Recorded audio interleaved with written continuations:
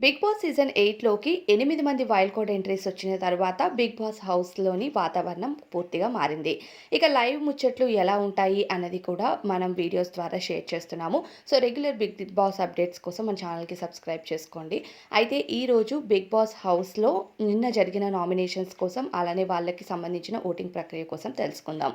Big boss season 8లో నిన్న 6వ వారం నామినేషన్ ప్రక్రియ పూర్తిగా కొనసాగింది. అలానే లైవ్‌లో వచ్చిన వైల్డ్ కార్డ్స్‌కి బిగ్ బాస్ సీజన్ 8 నుండి మొదటి నుండి ఉన్న 8 మంది కంటెస్టెంట్స్ మధ్య కాస్త కూస్త మాటల వాగ్వాదం, ఒకరి గురించి ఒకరు తెలుసుకోవటం, అలానే హౌస్‌లో ఎలా ఉంటుంది బిగ్ బాస్ పెట్టిన రూల్స్ అండ్ రెగ్యులేషన్స్ కోసం నబీల్ హౌస్ మొత్తం కంటెస్టెంట్స్‌కు చెప్పటం, ఇతర కంటెస్టెంట్స్ కూడా ఒకరికొకరు సహాయం చేసుకోవటం, అలానే లాకర్స్ విషయంలో కానీ ఇలా అన్నిటిలో కూడా కంటెస్టెంట్స్ ఒకరిని ఒకరు అర్థం చేసుకునే పరిస్థితిలో ఉన్నారు.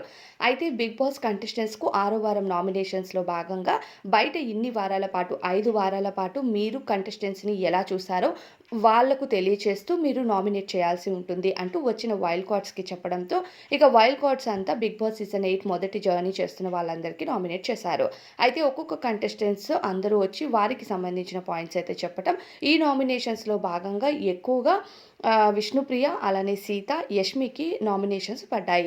ఇక రోహిణి అయితే చాలా క్లియర్‌గా విష్ణుప్రియ చేస్తున్న పని కోసం క్లియర్‌గా చెప్తుంది. మొదటి వారంలో నీ గ్రాఫ్‌కి ఉన్న హై లెవెల్ ప్రెజెంట్ లేదు.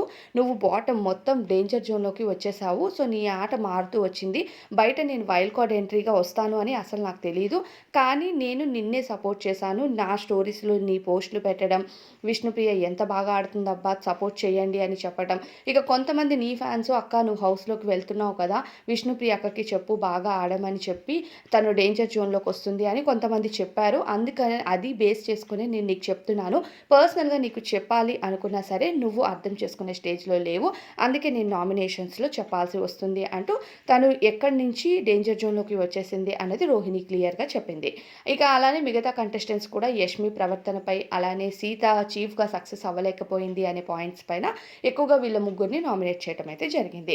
ఇక ఒక నామినేషన్ అనేది మణికంఠకు అయితే పడింది. కాకపోతే బిగ్ బాస్ ఒక నామినేషన్ కాబట్టి మణికంఠని తీసుకోకుండా 6 మంది కంటెస్టెంట్స్ అయితే నామినేషన్స్‌లోకి వచ్చారు.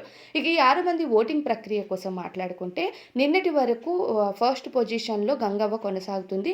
ఈరోజు కూడా గంగవ్వే కొనసాగుతుంది. కాకపోతే సెకండ్ పొజిషన్‌లో నిన్న విష్ణుప్రియ ఉండేది. ఈరోజు మెహబూబ్ దిల్సే ఉన్నాడు.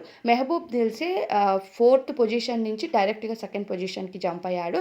17% ఓటింగ్ అనేది జరుగుతుంది. ఆ తర్వాత ఇక థర్డ్ పొజిషన్‌లో విష్ణుప్రియ కొనసాగగా విష్ణుప్రియకు 15% ఓటింగ్ మాత్రమే జరుగుతుంది. ఆ తర్వాత ఫోర్త్ పొజిషన్‌లో యష్మి కొనసాగుతుంది. యష్మికి 13% ఓటింగ్. అలానే తర్వాత పృథ్వీరాజ్‌కి 11% ఓటింగ్ అనేది జరుగుతుంది. ఆ తర్వాత ఇక లీస్ట్‌లో సీత కొనసాగుతుంది. సీతకు కేవలం 9% ఓటింగ్ మాత్రమే జరుగుతుంది. మరి మీకు నచ్చిన కంటెస్టెంట్స్‌కి ఓట్స్ వేయడం మర్చిపోవద్దు. వీడియో నచ్చితే లైక్ చేయండి.